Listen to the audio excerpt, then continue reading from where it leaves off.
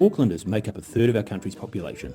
With lockdown restrictions and the likelihood of widespread COVID-19 related barriers to travel out of lockdown, the result is a reduced number of domestic tourists flowing across the country. Aucklanders will still travel, but the patterns of travel will change. 29% will holiday away from Auckland in October, 28% in November, and 38% in December. Spending patterns for the year to June 2019 show the largest markets for Auckland tourists were the Queenstown Lakes District, Wellington City and Christchurch City, followed by Taupo, Rotorua, Thames Coromandel and Kaipara. The intended destinations of those planning to travel October to December show a reshuffle. This means significant changes to the usual domestic spending levels and longer economic recovery times for the districts reliant on these visitors.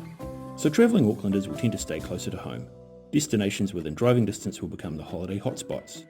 Northland and Coromandel Bay of Plenty top the lists of likely destinations. Queenstown drops to number 5 and Christchurch falls down the list to number 10. We still have a lot to learn about the domestic consumer sentiment, audience segmentation and preferences for spend. For the spring shoulder period, we know that short breaks of up to 3 nights are more popular amongst Aucklanders than either overnighters or longer holidays. The likelihood of leaving for a week to 10 days does go up in December, but short breaks remain more likely. Accommodation choices were varied, but mid-range options or staying with friends and family are popular. Maximum spend estimates for a 3-night short break away from Auckland reinforce the idea that the majority of Aucklanders are in the mid-range and close-to-home market. We also now know that Aucklanders are not always as free and independent as travellers as we might have thought. Kayak or paddleboard on one of our lakes. Guided tour through a tourism operator, 23%. Self-guided trip, 28%. I would not do this activity, 49%. Cruise or kayak in Milford Sound. Travel in by coach, 30%.